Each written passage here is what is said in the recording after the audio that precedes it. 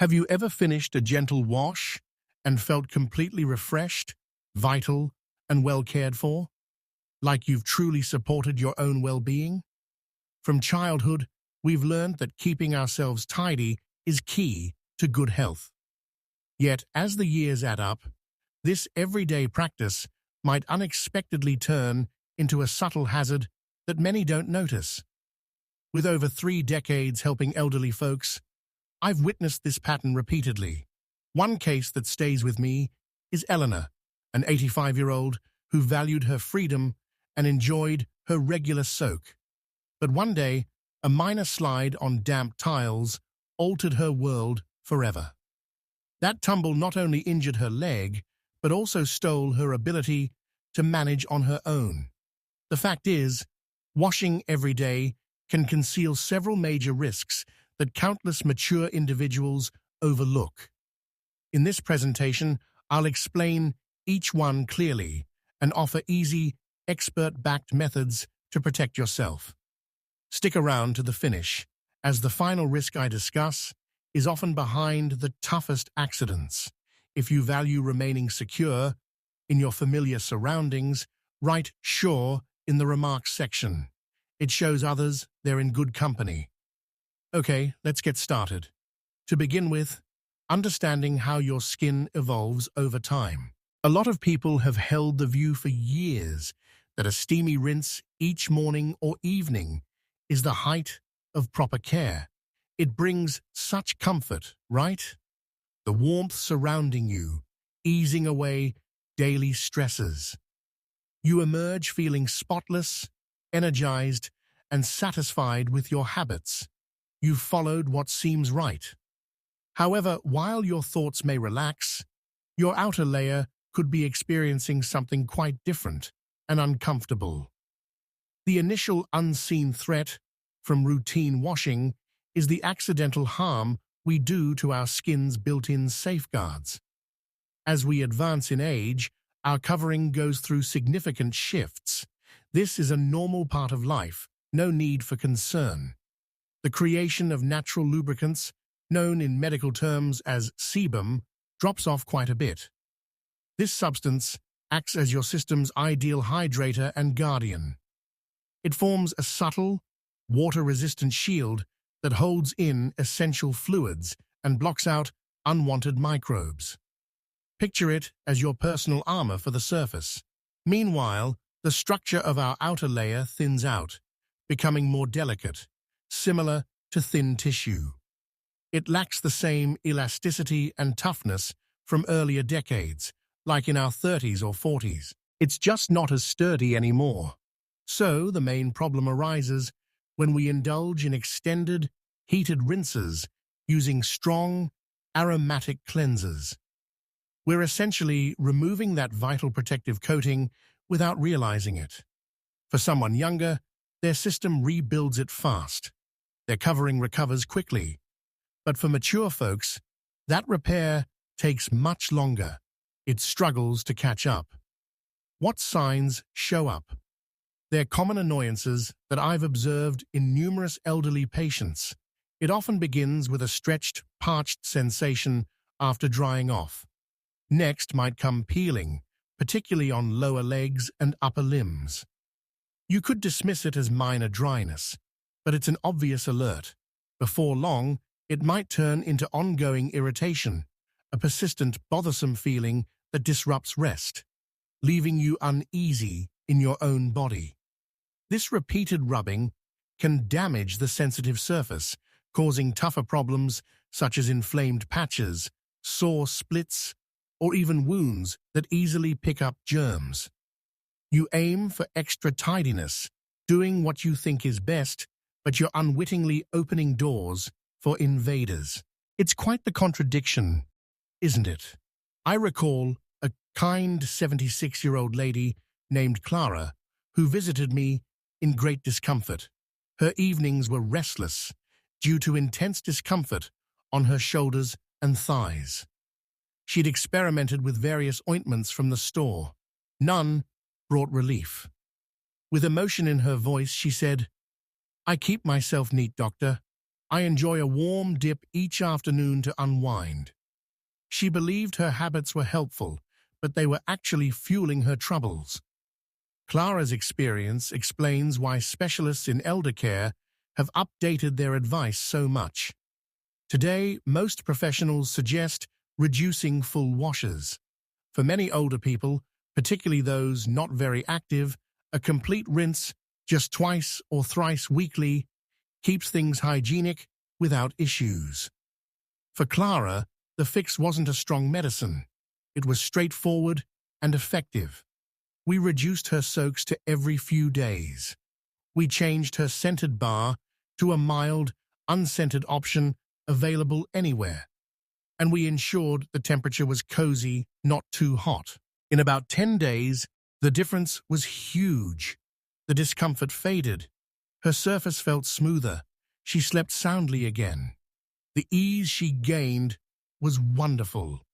So, the key step is to pay attention to your signals. Your outer layer guides you best. If it seems tense, bothered, or scratchy, it's communicating directly. It wants milder treatment. This isn't about skimping on cleanliness. It's about being wiser and more compassionate to the form that served you faithfully for decades. If this concept of harmony appeals to you and seems logical, kindly add harmony in the comments. It tells me this advice is reaching you. This leads smoothly to our next topic, which connects closely. When the skin's protection weakens, another issue appears, one that feels unexpected. Second, guarding against germs and sickness. Here's something that catches many of my visitors off guard. Trying to stay spotless by rinsing too often can oddly raise chances for some infections. It goes against what we expect, since we link cleansing with removing threats, but it's more nuanced, especially as our defenses adjust with years. The risk comes from upsetting the fine harmony on our surface and within. As noted, our covering is the primary barrier. But it's more than a wall. It's a lively home for helpful tiny organisms. This mini-community keeps harmful ones under control. When we overclean with tough products, we eliminate not just grime and bad elements, but the beneficial ones too. This imbalance opens paths for stronger fungi and microbes to settle in. Plus, as aging progresses, our natural defenses weaken normally, making it tougher to battle these intruders once they start. So, without that oil shield, and with fewer good helpers, the surface turns more inviting for problems. What sorts of issues? These are everyday bothers I encounter regularly. Fungal growths, like on feet or in warm spots, love damp areas. If the covering dries out too much from heavy washing, small breaks form. And if wetness lingers in footwear or creases, it creates ideal spots for spread. Another frequent concern is repeated bladder issues, or UTIs. Harsh cleansers can throw off the gentle mix in private areas, increasing likelihood. For a fit younger person, these might not be severe. But for elders, a basic UTI could worsen into kidney troubles or serious blood infections. It starts small, but can grow from a routine rinse. Experts mostly support a focused method for cleanliness that's safer and better than full daily scrubs. Consider it intelligent upkeep. Clean the spots that need regular care, like armpits, private regions, and soles, each day with a soft cloth and light product. These zones collect perspiration and microbes most. Other parts, such as limbs and torso, don't require intense daily attention. A complete rinse, several times weekly, suffices to maintain freshness without damage. After rinsing, drying properly matters greatly. Rather than scrubbing hard with fabric, which might rub and annoy, softly dab to remove water. Focus on spaces between toes and any folds. This easy step clears away dampness that invites growths. It's a tiny change with big benefits. Release the notion of needing to clean every spot daily. Harmony is essential. You deserve to feel lively and sure, but not by removing your natural protections. Real tidiness means cooperating with your system, not fighting it.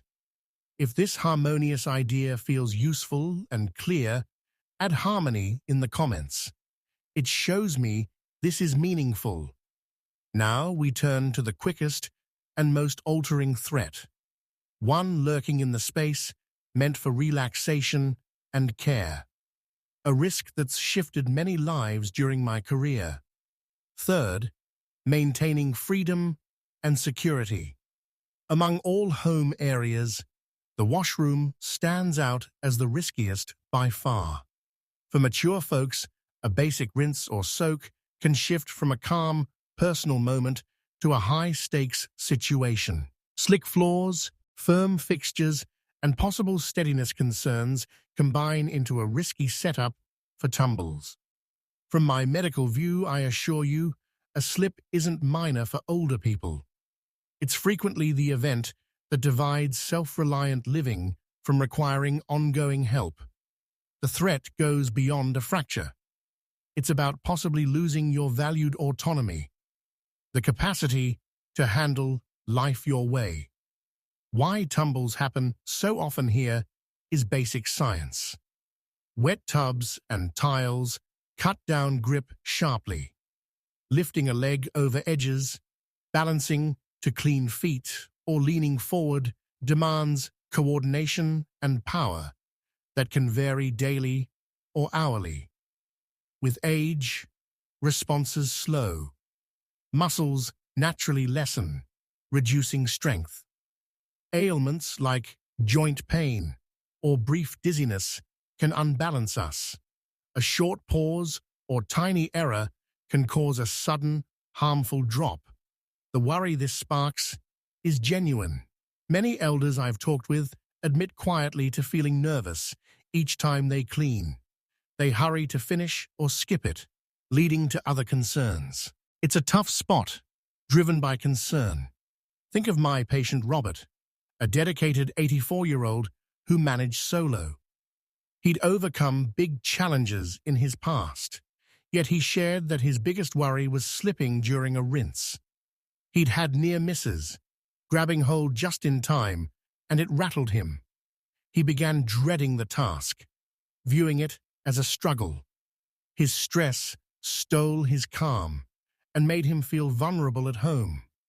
He sensed his self-reliance fading, not from illness, but from a fixture. Robert's tale shows why we need to rethink from how to stay tidy to how to stay tidy securely. His loved ones assisted with basic transformative updates. They added solid handrails in the space, not temporary ones that shift, but fixed firmly. They put reliable anti-slip pads inside and out. The biggest help was a stable seat and adjustable nozzle. This let him sit safely while cleaning, nearly removing balance worries. We also tweaked his pattern. Instead of fixed times, he picked midday when energized and sharp. He moved from alternate days to twice weekly with quick cloth wipes otherwise. The shift amazed him. Anxiety lifted. He felt masterful again, in charge. The answer wasn't surrender. It was smart adjustment. So, examine your wash area honestly. Affordable additions like rails or seats aren't defeat signs. They're marks of insight and dedication to a secure, self-directed existence. Putting safety first is true independence. If safer spaces appeal, comment "secure" below. It signals you're focusing on protection. With the area secured, consider the items for cleaning. Here's where our fourth risk hides, right on store displays.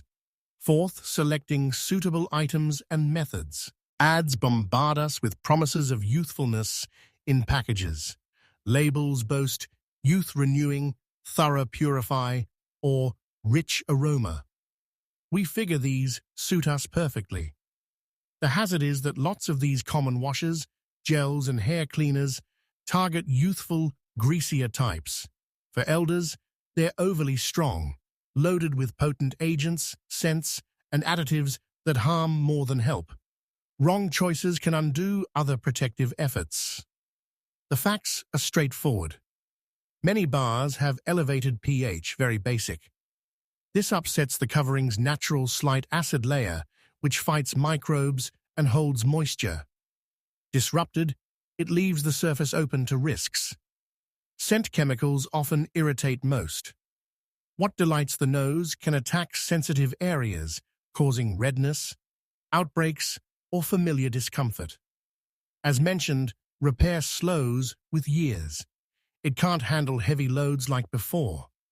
This creates a loop many face. An elder uses a scented gel, feeling neat, then soon feels tight and bothered. They think dryness and add thick, scented cream, but it has similar triggers. Issues persist or worsen. They're stuck, misled by appealing marketing. That's why health pros recommend basics. Become informed. Seek mild, scentless options. No need for pricey labels. Good, cheap ones are in nearby shops. Choose for tender skin or neutral balance. Basic unscented bars or liquid cleansers work wonders. Approach counts, skip rough scrubs or stiff tools. A gentle fabric suffices. Post brief warm rinse, dab dry softly. Then, key, while slightly moist, spread plenty of unscented hydrator. This seals in water for lasting cover. For joint issues or reach limits, aids help, like extended handles for backs or pumps for easy dispense over bars or tubes. The rule is potent yet easy. For seasoned skin, minimal is best. Drop fancy setups. Welcome gentle ease. If this minimal way clicks and aids, comment easy below. It motivates me that these tips matter. This guides us to the fifth and core element, linking all. It's about respecting your personal path. Fifth, tuning into your form and daily ways. Today's world pushes for universal guidelines. We seek exact counts for walks, sips, or timings. The last threat in cleaning habits is assuming one method fits every elder. Reality, what works for a friend, might not for you. The deepest care is ignoring outer standards and heeding your inner wisdom. Each person varies. Our stories differ. Some elders stay lively, gardening long, playing games weekly, helping out, or strolling far. Such activity builds sweat and soil, needing more rinses naturally. Others prefer calm routines, maybe from movement limits or choice, indoors with books, rest, or hobbies. For them, full daily cleans aren't necessary. Build-up is low. Why vital? Our systems speak constantly, but listening fades. If, post-rinse, your covering irritates, tightens, or you tire deeply, it's signaling overload. If sticky, smelly, or uneasy, it calls for action. Also, freshness boosts mood for outings or visits. Aim for flexibility, not strictness. Recall my visitor Sophia, a lively 79-year-old. Her son urged daily rinses for health, but she said, "Active days with hobbies and walks, a rinse revives me. I require it. Yet, quiet home days, it's burdensome and dries me." Her sense was spot on. She felt torn between family advice and body cues. We crafted a custom plan honoring her routine. She rinsed on busy days thrice weekly. On calm ones, a quick cloth sufficed with fresh attire. This ended guilt and unease. She controlled things. Her covering thrived. That's the aim. Drop fixed rules. No single count for all. Your pattern should support your wellness's ease and routine. Never stress from others' views. Notice skin feel, energy. Be kind, respectful. You'll discover ideal harmony for peak daily well-being. If personal paths resonate, comment "My Path" below. It fosters shared growth.